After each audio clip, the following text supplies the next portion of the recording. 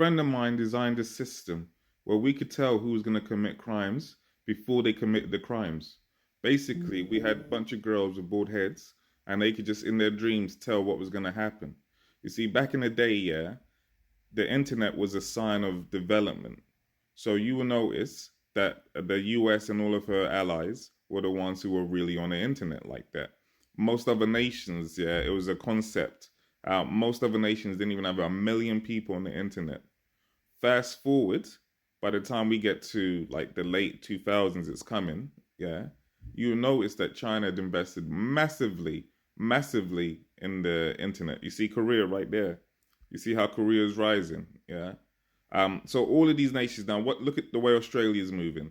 It doesn't make sense because Australia's population is not that much, you see, and so those numbers get revised down substantially. So what's happening? Are people losing their access? No, more likely a true reflection of what's actually happening. This is China, like I was telling you about.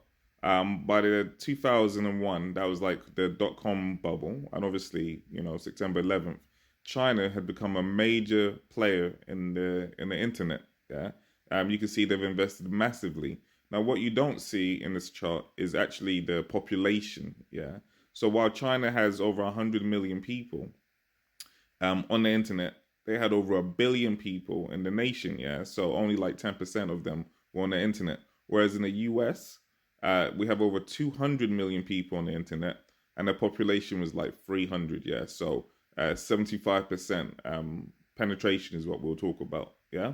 Now, as you go faster, more and more closer to modern day, you notice a bunch of countries who are not friendly with the US currently start to dominate in a really big way. So obviously at this stage it's all about population now. Yeah, who has the biggest population?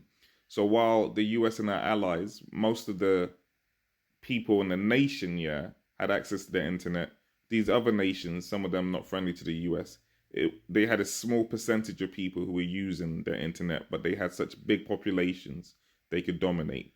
And some of these nations, like Russia, were investing in the internet because it was a way for them to have access to the U.S. market, the U.S. Economy, eyeballs of the U.S. It wasn't necessarily about what was going on in their own country. All these things were really about the U.S. because the U.S. was pretty dependent on the internet. But let me ask you: you got China, you got India, you got Brazil, you got Indonesia.